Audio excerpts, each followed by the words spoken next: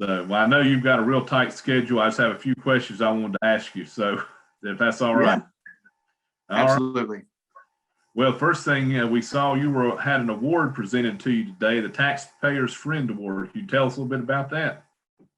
Yeah, absolutely. That just kind of looks at the aggregate of all my votes, and it asks the question, who does this person have in mind? Is it big government or is it the taxpayer? And, being from small business and trying to make payroll every week, I understand the struggles of regular Americans. And that's who I want to support. I realize they're the ones that sent me here, and the taxpayer group recognized that and gave me the award. I think that's the third or fourth one so far. That's the fourth, pretty sure that's the fourth one.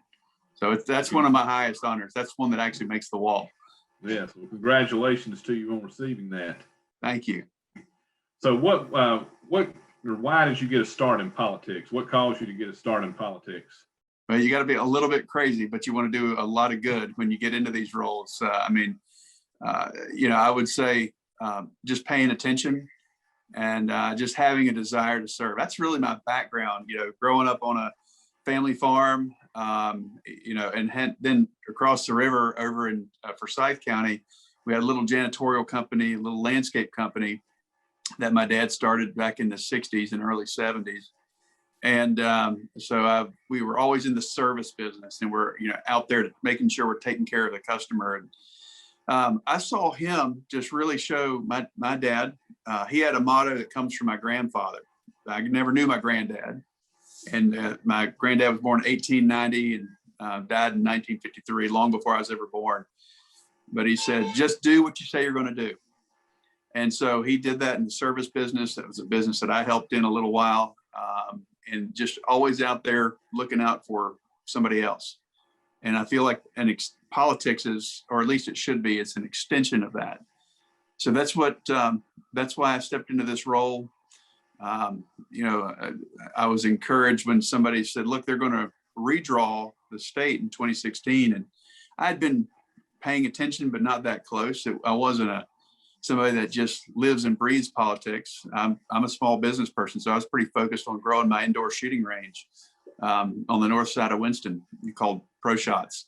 So I had my head down trying to grow that business, and this opportunity came along. I thought maybe one day I would run for office or something, and this popped up in 2016, and prayed about it with Amy Kate and my 3 kids, and talked about it for a couple of days, and then went and signed up.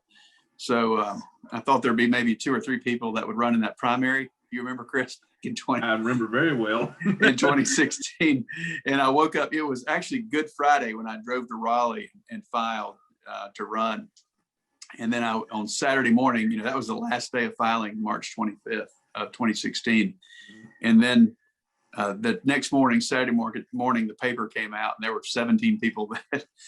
So I had some second thoughts, I thought, well, I'll just let my name be on the ballot. But, the Lord started bringing the right team together, and it all worked out. Yes. Well, kind of in the mindset of service, when you got to Congress, what most surprised you when you got there? Oh, there were lots of surprises.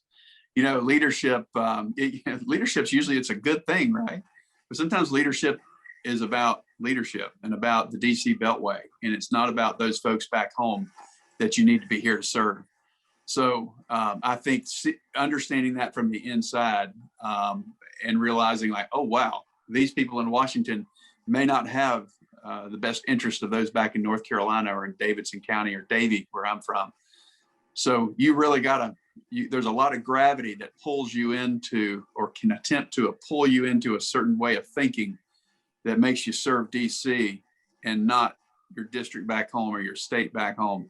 And so having to, use a lot of fight day in and day out, you got to figure out how to get along with those folks, but you can't succumb to the lure of DC. You got to remember where you came from. Mm-hmm. All right. So what have been your top legislative goals and accomplishments since you've been in Congress? Yeah, I was just thinking, I was actually talking with a business earlier today that really benefited back in 2017 from the Tax Cuts and Jobs Act. This was up closer to High Point making furniture, and they went out rather than buying 2 saws. These are $250,000 saws. They went out and bought 4 of them, and there's a lady-owned business and a female-owned business, and she just grew that business, hired more people. That's part of the boom that we've created over the last several years. And now I'm getting text messages talking about that same business that's struggling to find employees because of bad policies from the Democrats. That pays people to stay at home. We got 8.1 million job openings right now, Chris, more than any point in our country's history. And we only added about 260,000 jobs. That's ridiculous. Mm-hmm. So my legislative goals are, one, they're related to my committee, which is financial services. So when I look over my shoulder, I literally see Maxine Waters. So it's pushing back against the crazy ideas that she and 3 out of 4 of the squad are on that committee. So the goals are to stop them, but also lead America into prosperity. And, and also on a personal level, just to be good examples to those around me. If it's encouraging other members of Congress to do the right thing, those back home, helping out where I can. So those are some goals. One is the committee. The other is helping small businesses that employ so many others, like the female-owned business I was referring to, stopping the bad ideas that come from the Biden administration that are killing small businesses. I know that barbecue restaurants, that's real important to us in Davidson County. Yeah. But they're starting to close down because they can't get people to come to work, either cook in the back or in the pit or serve, be servers, because there's $6 trillion of money that's been thrown out there. So my goals are to stop bad ideas and to help good, hardworking Americans that just want to go out and make ends meet. Kind of the same vein, why are you now running for the United States Senate? Well, this is a continuation of that. Some of these problems that we see in Davie and Davidson County and the other parts, Randolph County, other parts of the district, those are affecting people everywhere else. And if I dare say to you, I mean, even the Eastern North Carolina barbecue counties are struggling. So, these are real problems. But I just think the state needs somebody that's a little different than what we've had so far. And, I can get along with those folks up here in Washington, and I figured out how to navigate it pretty well in the last couple of years and never lose sight of who I actually was when I came there. There's a couple of things I think about that's a good match for our state. And I got North Carolina values. I'm a person of faith, Chris. I met my wife on a mission trip. It was actually on the last week of the Soviet Union when it was still communist. It was 1991 in August, and the Iron Curtain came down while we were there and as we were leaving. And so that was a Josh McDowell mission trip. And it just kind of come from that place of faith and being a Christ follower. So I think somebody with North Carolina values that understands people like that, but also people that are different. I can talk with folks that are different than me. And the other is I come from an agricultural background, growing up on a farm just up the Yadkin River from you. It was a Tyson chicken farm. We had those for about 20 years until they moved out of the area.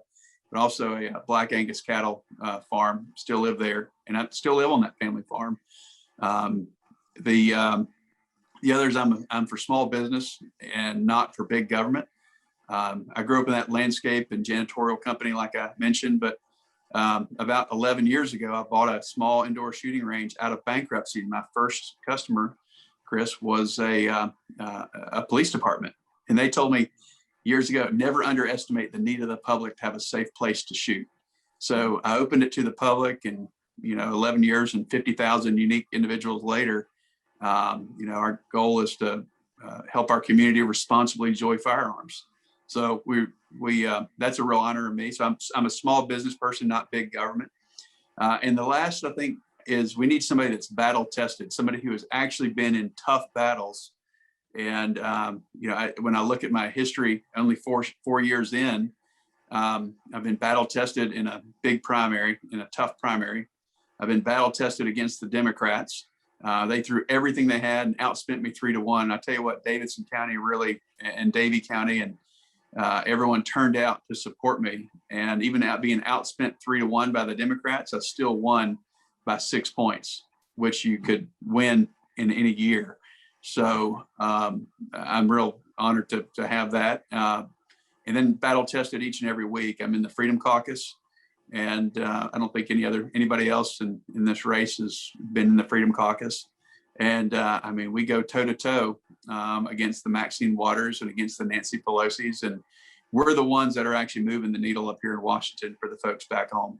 So person of faith, agriculture, small business, run not big government, and battle tested. So I think those are the main reasons I think I'm a fit for North Carolina, but it's really up to folks back home to make that decision. Well, just kind of the last question here, kind of in the same vein. What are the takeaways that a primary voter can have about you, and what sets you apart as a candidate in this race so far? Yeah, I would want to overlap from my last question a little bit onto this, Chris, and I'm just trying to think what else I would want to add there. You know, they really have to figure out what's important. When you look across the state, it's 9 hours across. It's a big state from Murphy to Manteo, with us being in the triad, and Davidson, Davie County, right there in the middle in the Piedmont. But we got a lot of different issues, and so they got to figure out what's important to them and what is going to make the best state moving forward. As you need somebody to represent you before the federal government. Can I understand your viewpoint? We may not be the same in all areas, but that's okay. But who do you want? Do you want somebody that's been in the battle and come out and knows how to win? Do you want somebody that represents your values, or somebody that gets rolled over easily, or somebody that says one thing and does another, or somebody that mishandles issues? I don't think that's who we need. We need somebody that's tough and yet knows how to care for others at the same time. So I'd like to bring that mix. I think I do. But, again, that's the folks' decision back home. But it'd be my honor to represent folks, not just as the nominee for the party as a Republican, but also through the general. And I think I can navigate not only the primary, which is important, of course, but also the general as well. I can win against other Republicans. And Chris, I think I can win against whatever the Democrats throw up against us. Well, Congressman, I want to thank you so much for your time. I know your time is precious, but thank you so much for being with us tonight, and we look forward to seeing you soon. You as well. Congrats on your new role, and thanks for having me tonight.